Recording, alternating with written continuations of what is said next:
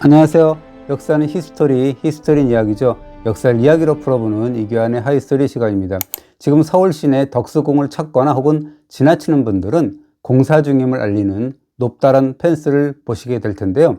대한제국의 황궁 정문인 대한문의 면모를 되찾겠다는 캐치프레이즈 아래 일제 강점기에 사라진 대한문의 월대를 재현하는 공사를 하고 있습니다. 월대는 궁궐이나 정각 등 주요 건물 앞에 설치하는 기단인데요. 현재 재현을 위한 사전 발굴조사 작업이 벌어지고 있는데요.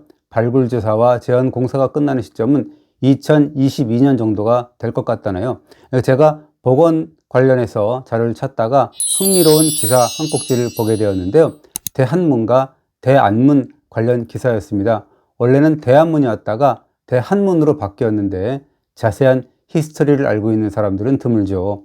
1898년과 99년 신문들을 보면 대한문 현판은 의정부 참정 민병석이 썼다라는 내용하고요.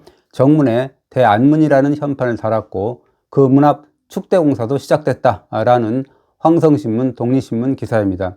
그런데요, 고종실록 1906년 양 4월 25일조를 보면 경운군 즉 덕수궁 대안문을 수리하고 이름을 대한문으로 고친다라는 기사가 있습니다.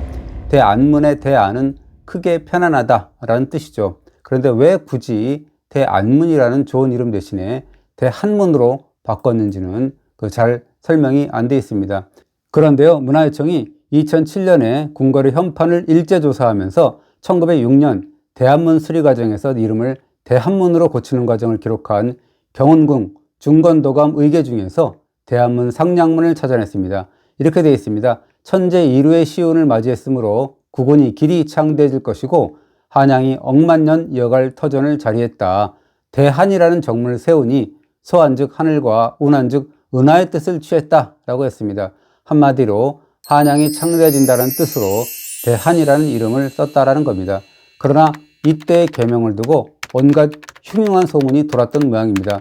그 중에 백미는 요하라는 별명을 얻은 일제 밀정, 배정자를 둘러싼 일화인데요. 당시 대중잡지인 별건곤에 실린 팔자 거친 경성신의 육대문 신세타령 기사를 한번 볼까요? 이렇게 되어 있습니다. 덕수궁의 정문은 원래 대안문이었다. 그런데 안자가 계집녀의 갓 쓴 글자이고 양장하고 모자 쓴 여자인 배정자의 대궐 출입이 빈번해서 상스럽지 못하다라는 구설 때문에 대한문으로 고쳤다라고 했습니다. 그렇다면 기사에 등장하는 배정자는 과연 누구일까요? 일본명 다야마 사다코로 알려진 매국노이자 일제 밀정입니다.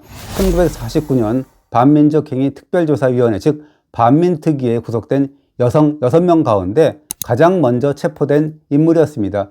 배정자는 1870년에 경남 김해에서 태어났습니다. 본명은 배분남이었는데요.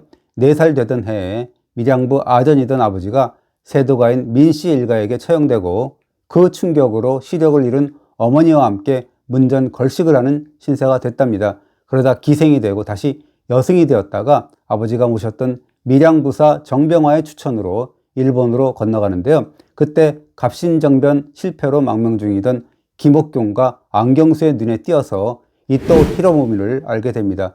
배정자는 1887년에 이토의 수양딸이 되어서 이름도 다야마 사다코로 바꾸게 되는데요. 당시 여성으로서는 상상도 할 수 없었던 수영, 사격, 승마, 변장술, 국제 예절을 익힌 뒤에 귀국합니다. 그때가 1894년인데요. 동학 농민운동이 일어났던 해였죠. 배정자는 남장을 하고 전국을 돌면서 청나라군의 출병 규모와 조선 정부의 태도 등을 수집했다고 합니다. 배정자는 이후에 지성미와 멋을 겸비한 여인으로 둔갑해서 고종을 홀리면서 조선의 최고 기밀을 빼낸 것으로 알려졌는데요. 이또가 죽은 뒤에도 시베리아와 만주, 봉천 등을 오가면서 일제 밀정으로 활약했습니다. 그런 탓에 일제강점기에 한국인들에게는 비호감 영순이었던 것 같아요. 배정자가 중국 만주 등지를 돌면서 스파이 활동을 벌이고 있다는 기사가 심심치 않게 등장을 하고 있고요. 치정에 얽혀 배정자를 때리고 심지어는 육혈포 즉 권총을 발사하는 사고까지 일어나는 등 별의별 이야기가 도마 위에 올랐습니다. 1925년 동아일보의 어떤 독자가 배정자가 어떤 여자냐? 라고 물으니까 담당 기자는 배정자 같은 인물을 물어보니까 딱질색이다 라고 하면서도 독자의 질문이니까 대답은 해준다면서 배정자는 변태 성역자다 라고까지 원색적으로 비판합니다. 그러면서 57살인데 46살이라고 하고 성해방을 주창하는 변태 성역자다. 키가 후리후리하고 얼굴이 복실복실한 품이 그리 밉지만은 않게 생겨서 누구랑 애정 행각을 벌였다 라고 썼습니다. 배정자의 가장 용서할 수 없는 행각이 있습니다. 1941년 태평양 전쟁이 발발하자 70 노구의 몸으로 조선인 여성 70여 명을 군인 위문대라는 이름으로 남양 군도에까지 끌고 가서 일본군 위안부 노릇을 하도록 강요했다라는 것인데요. 조선의 젊은 처녀들을 일본군 위안부로 내몬 이력은 천고의 세월이 지나도 용서할 수 없는 반민족 행위가 아닐 수 없죠. 그런 판국인이 대한문을 대한문이라고 바꾼 것을 두고 모자를 쓰고 궁궐을 드나들던 배정자가 재수없다고 해서 갓을 쓴 여인을 가리키는 안자를 한자로 바꾸었다라는 이야기가 나온 것입니다. 그러나 다른 설도 있는데요. 대중잡지인 삼천리에 국어학자 이훈재 선생의 글이 실렸는데요. 이렇게 썼습니다. 대궐의 정문은 처음에 돈내문이라고 했다가 뒤에 대안문으로 고쳤다. 그러다 안자가 된 것이 관머리 아래에 여자를 쓴 것이니 이것은 여자가 남자와 같은 권리를 가지게 된다는 의미다. 따라서 매우 재수없는 일이라고 해서 남성의 글자인 한자를 바꾸어서 대한문이라고 했다라는 겁니다. 아니 또 이건 또 무슨 소리죠?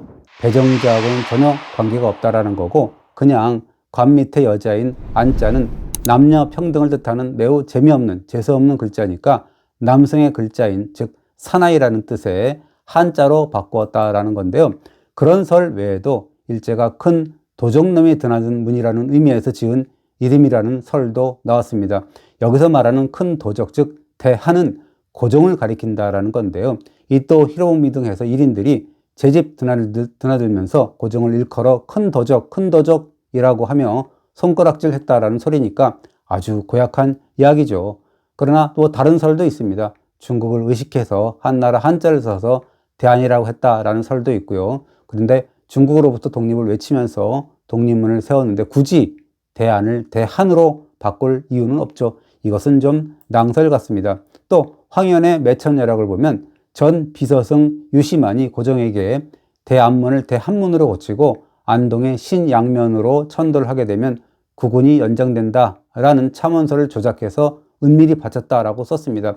문화예청이 찾아낸 경운궁 중건도감 의궤 중에서 대한문 상량문에 등장하는 국운 창대가 어쩌고 저쩌고 하는 구절이 조금 마음에 걸리기는 하네요. 그러나 아무튼 이러한 갖가지 억측은 당시의 국권 침탈기에 어수선한 상황을 반영하는 것 같아서 씁쓸하기는 합니다.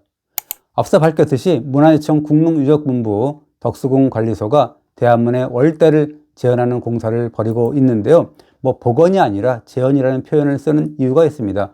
월대 조성 당시 그 자리 그대로의 모습을 찾을 수 없기 때문인데요. 왜냐하면 덕수궁의 정문인 대한문 자체가 본래 위치에 서 있지 않기 때문이죠. 대한문은 1970년에 태평로를 확장한다는 이유로 해서 원래 위치에서 33m가량 뒤로 후퇴 이전했거든요. 당시 문화재 전문가들이 대한문은 구한말 역사의 상징이다 라고 하면서 맹렬하게 반발을 했는데요. 그러나 태평로를 넓히면 교통에 방해가 된다 라고 하면서 후퇴 이전이 결정됐죠.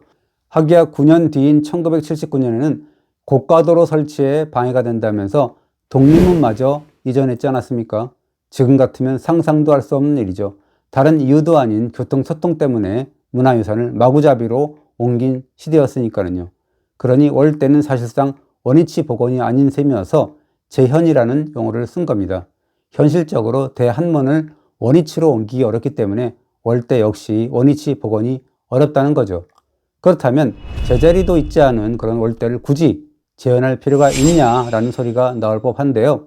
그러나 경복궁이나 창덕궁에서 보듯이 월대는 궁궐 정문 구성의 필수 요건이라고 하는 건데요. 그래서 아쉽지만 지금의 대한문에 걸맞은 월대를 재현한다라는 겁니다.